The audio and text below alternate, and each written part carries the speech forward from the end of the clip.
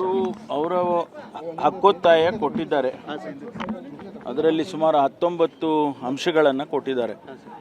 ಅವೆಲ್ಲವನ್ನು ಕೂಡ ಚರ್ಚೆ ಮಾಡಿ ಯಾವುದನ್ನು ನಾವು ಅನುಷ್ಠಾನ ಮಾಡ್ಬೋದು ಅನ್ನೋದನ್ನು ಅಧಿಕಾರಿಗಳ ಜೊತೆಯಲ್ಲಿ ಮತ್ತು ಇವರ ಪ್ರತಿನಿಧಿಗಳೇನಿದ್ದಾರೆ ಅವರ ಜೊತೆಯಲ್ಲಿ ಒಂದು ಸಭೆಯನ್ನು ಕರೆದು ತೀರ್ಮಾನ ಮಾಡ್ತೇನೆ.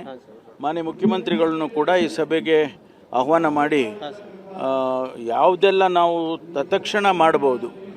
ಇದೇನಾಗಿದೆ ಅಂದರೆ ಇದರಲ್ಲಿ ಕೆಲವು ಶಾರ್ಟ್ ಟರ್ಮ್ ಇದೆ, ಕೆಲವು ಲಾಂಗ್ ಟರ್ಮ್ ಇದೆ. ಅದನ್ನು ಶಾರ್ಟ್ ಟರ್ಮ್ ಯಾವುದಿದೆ ಅದನ್ನು ನಾವು ಇಮಿಡಿಯೇಟಾಗಿ ಮಾಡ್ತಕ್ಕಂಥ ಕೆಲಸಗಳನ್ನು ಮಾಡ್ತೇವೆ.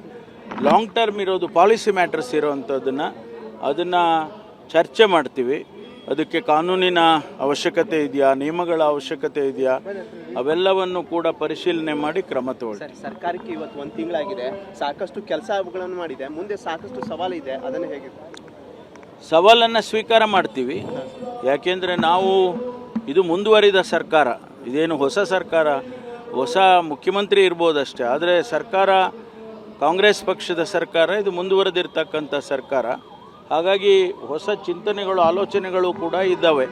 ಅವೆಲ್ಲವನ್ನು ಸೇರಿ ನಾವು ಜನಗಳಿಗೆ ಕೊಟ್ಟಂಥ ಭರವಸೆಯನ್ನು ಈಡೇರಿಸುವ ಕೆಲಸ ಮಾಡ್ತೇವೆ. ನಿಮ್ಮ ಕೆಲಸ ಮತ್ತು CM ಅವ್ರ ಕೆಲಸಕ್ಕೆ ಸಾಕಷ್ಟು ಶ್ಲಾಘನೆ ವ್ಯಕ್ತವಾಗಿದೆ ರಾಜ್ಯಾದ್ಯಂತ, ಅದ್ರ ಬಗ್ಗೆ ಹೇಳೋದಾದ್ರೆ?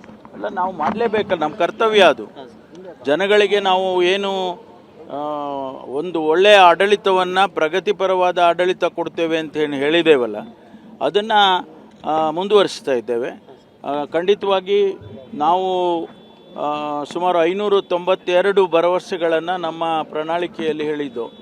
ಅದರಲ್ಲಿ ಅನೇಕ ಭರವಸೆಗಳನ್ನು ಮೋರ್ ದೆನ್ 50-60% ನಾವು ಈಗಾಗಲೇ ಅನುಷ್ಠಾನ ಮಾಡಿದ್ದೇವೆ. ಇನ್ನು ಮಿಕ್ಕಿದ್ದನ್ನು ಈ 2 ವರ್ಷದಲ್ಲಿ ಮಾಡ್ತೇವೆ.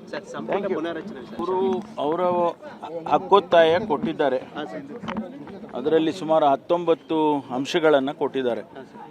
ಅವೆಲ್ಲವನ್ನು ಕೂಡ ಚರ್ಚೆ ಮಾಡಿ ಯಾವುದನ್ನು ನಾವು ಅನುಷ್ಠಾನ ಮಾಡ್ಬೋದು ಅನ್ನೋದನ್ನು ಅಧಿಕಾರಿಗಳ ಜೊತೆಯಲ್ಲಿ ಮತ್ತು ಇವರ ಪ್ರತಿನಿಧಿಗಳೇನಿದ್ದಾರೆ ಅವರ ಜೊತೆಯಲ್ಲಿ ಒಂದು ಸಭೆಯನ್ನು ಕರೆದು ತೀರ್ಮಾನ ಮಾಡ್ತೇನೆ.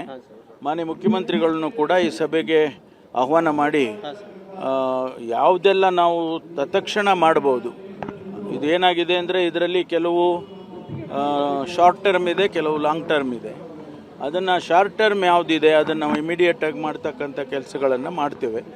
ಲಾಂಗ್ ಟರ್ಮ್ ಇರೋದು ಪಾಲಿಸಿ ಮ್ಯಾಟರ್ಸ್ ಅದನ್ನು ಚರ್ಚೆ ಮಾಡ್ತೀವಿ. ಅದಕ್ಕೆ ಕಾನೂನಿನ ಅವಶ್ಯಕತೆ ಇದೆಯಾ, ನಿಯಮಗಳ ಅವಶ್ಯಕತೆ ಇದೆಯಾ, ಅವೆಲ್ಲವನ್ನು ಕೂಡ ಪರಿಶೀಲನೆ ಮಾಡಿ ಕ್ರಮ ತಗೊಳ್ಳಿ. ಸರ್ಕಾರಕ್ಕೆ ಇವತ್ತು 1 ತಿಂಗಳಾಗಿದೆ, ಸಾಕಷ್ಟು ಕೆಲಸಗಳನ್ನು ಮಾಡಿದೆ, ಮುಂದೆ ಸಾಕಷ್ಟು ಸವಾಲಿದೆ, ಅದನ್ನು ಹೇಗೆ? ಸವಾಲನ್ನು ಸ್ವೀಕಾರ ಮಾಡ್ತೀವಿ. ಯಾಕೆಂದರೆ ನಾವು ಇದು ಮುಂದುವರಿದ ಸರ್ಕಾರ, ಇದೇನು ಹೊಸ ಸರ್ಕಾರ, ಹೊಸ ಮುಖ್ಯಮಂತ್ರಿ ಇರ್ಬೋದಷ್ಟೇ. ಆದರೆ ಸರ್ಕಾರ ಕಾಂಗ್ರೆಸ್ ಪಕ್ಷದ ಸರ್ಕಾರ, ಇದು ಮುಂದುವರೆದಿರ್ತಕ್ಕಂಥ ಸರ್ಕಾರ. ಹಾಗಾಗಿ ಹೊಸ ಚಿಂತನೆಗಳು, ಆಲೋಚನೆಗಳು ಕೂಡ ಇದ್ದಾವೆ.